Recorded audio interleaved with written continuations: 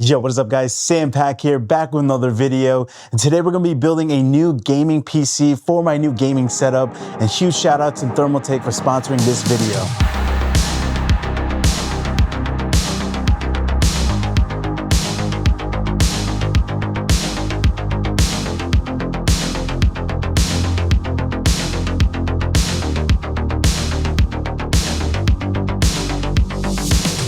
Here's all the parts that we got for building a new PC. It's gonna be an all white build, and huge shout out to ThermalTake again for sending all these parts. They sent out the case, the Tower 600 and the Snow Edition, and along with a bunch of fans and a PSU, and also got the AIO liquid cooler for the CPU as well. So this is gonna be my first time building an all white PC, and I've actually never done it before because most of the time the parts are usually pretty expensive, especially the GPU or even the motherboard. You're kind of paying a little bit more for just having that white color. So really excited building this, so let's get right into it.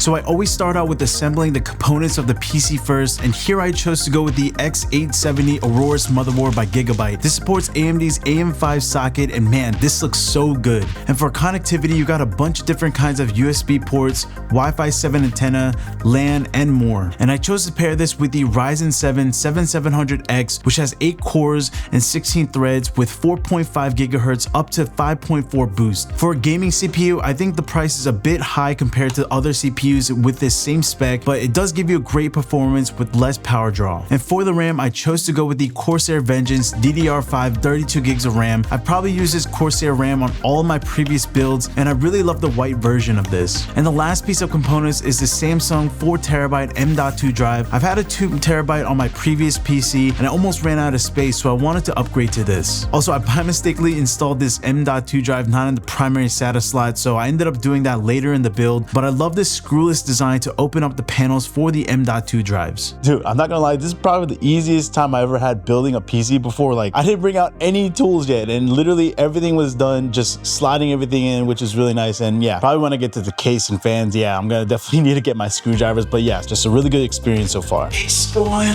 Oh my god.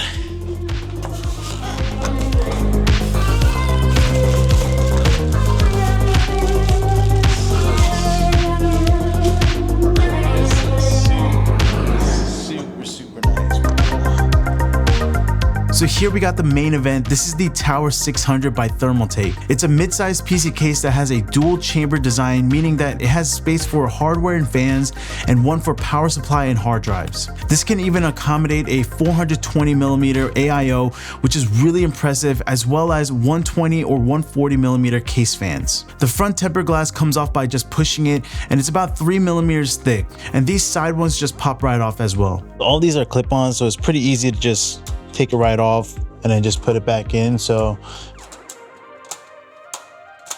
boom, right there. So even this part you can take out right here like that. Everything's pretty simple to just kind of take apart, and this can just slot right back in there, right there. Boom, so easy. So we're gonna end up putting 3 fans here, I believe, and 3 fans on this side, and I think we might end up putting some fans on the bottom here to fit all of the motherboard and all that stuff in there.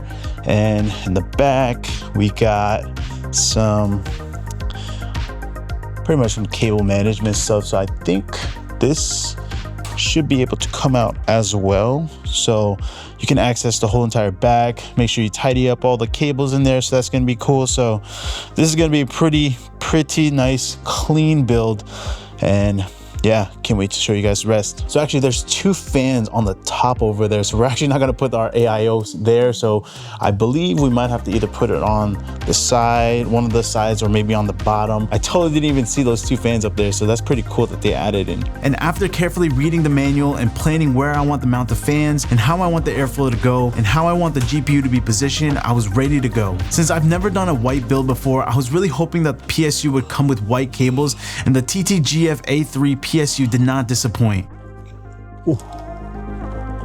Yes, they got white cables Oh man, I am excited for that. And this PSU even has a smart zero fan feature that stops all the PSU fans from operating if the load is under 30%, or you can turn this feature off to have the fans silent all the time. This PSU has a 1050 watt, more than enough power for any of the latest GPUs, and has even a dedicated 16-pin power slot for the new GPUs. And now onto the fans. We have both regular and reverse CT120EX fans from Thermal, and what I like most about these fans is that they have a magnetic connector that can daisy chain your fans together without a cable, and this is going to minimize so much of your cable management, and installing the fans have never been easier. And having both regular and reverse fans, you can position the fans so that the RGB lights can show properly in your case, so make sure you install the correct ones for proper airflow. So putting the motherboard was a bit different because the IOs are facing on top of the case, and I'll explain later why that's weird. And here we got the Gigabyte Aero 5080. I thought this was going to be impossible to find a white GPU in stock, but I actually found this on Best Buy. And there's two ways to position the GPU,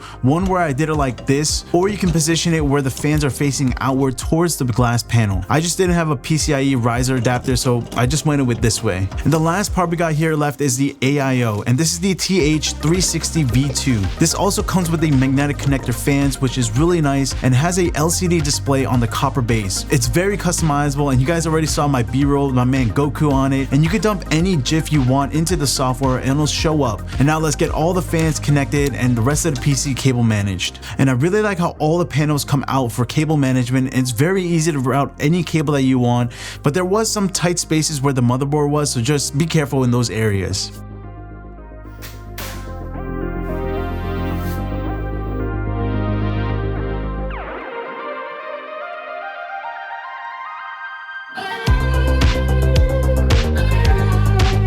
So one of the things I didn't like about this case is the placement of where the motherboard IOs and the GPU output cables are. And since all of the inputs are on top of the case, you have to remove not only the top frame but also the case fans in order to access all of the IOs, which can be extremely annoying, especially if you're constantly plugging stuff in and out. So you want to just set it and forget it and just use the front IO for stuff that you need to get access all the time. Alright, so now finally it's the moment of truth to see if we can get the PC up and running on the first try, and yeah, I was being optimistic. But it turns out it wasn't a big issue at all. I just had to plug in the thumb drive with the Windows into another USB port, and boom, we got it working. So after that, we just needed to wait and wait and wait and wait some more for Windows to fully install, and then I just took the rest of the night to install all of the games I wanted to try to test this baby out.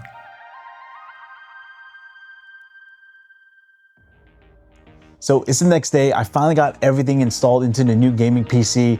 So we're gonna do some benchmarking and test out some video games to see how well it performs. So the type of games that I usually play are competitive, so they're not super graphic intensive games. So I like to put all my settings to low, but for these tests, I'll put them to max settings to see how the PC performs. And so for the first game, we're gonna test out Apex Legends, which is the game that I played the most. This game is running on an old source engine, so it's not gonna be crazy graphic intensive, so frame rate should be running pretty good. So we're gonna start off with max settings, everything turned up to high, and we're getting at about 200 to 240 consistently right from the dropship. And after landing, as expected, it's pretty much 230 to 240 all the time. Gameplay feels really great, just with some minor jittering. And now we bumped everything down to low except for the model setting, which should be set to high. This is the setting I usually play on, and as you can see in the dropship, we're ranging from 230 to 240 frames, which is really good. So both low or max settings, you're getting pretty much the same frame rates, but I did notice that playing in low settings, it does feel a little bit smoother than max, and in max settings you do feel some kind of occasional jitters here and there, but also notice the GPU and CPU temps are pretty much the same in both tests, and you'll see a common trend with the rest of the games. So next we're going to test out some Marvel Rivals, another competitive game that's not super graphic intense, but definitely needs a good GPU to run smooth. So first test we're going to do is ultra graphics with DLSS on performance, and we're getting at about 113 to 120 consistent frames while fighting. And in low settings with DLSS on performance, frame rates are way higher, and we're getting at about 170 to 200, which is really good. And temperatures are around the same in both ultra and low, with 45 degrees on the GPU and 70 on the CPU. Overall gameplay is super smooth, and you can go with either setting depending on how well you want the graphics to look.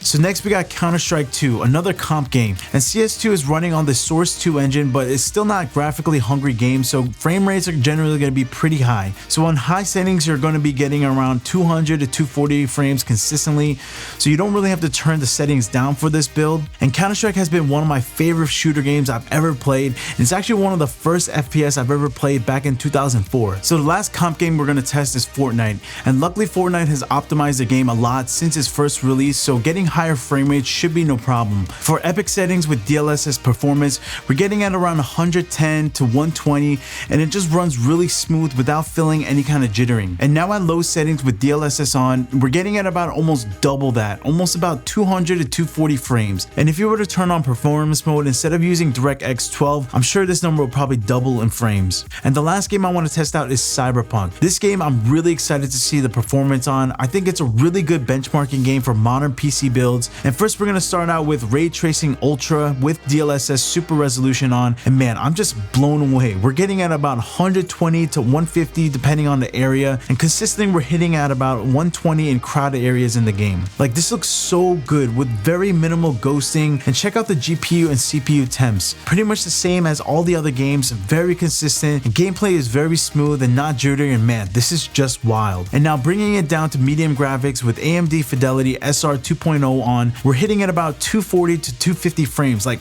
what the heck? And even after bumping the graphics down to medium, I don't really even see a big graphic difference. I'm really impressed with the performance on this computer, and yeah, that 5080 is putting in some work. But yeah, overall, really impressed on the performance on this PC, and not only does it perform well, it actually looks really, really good as well. And again, shout out to ThermalTake for sending out some of these parts. But yeah, I'm really happy I didn't go with a 5090 or a 9950X to make such an overkill build.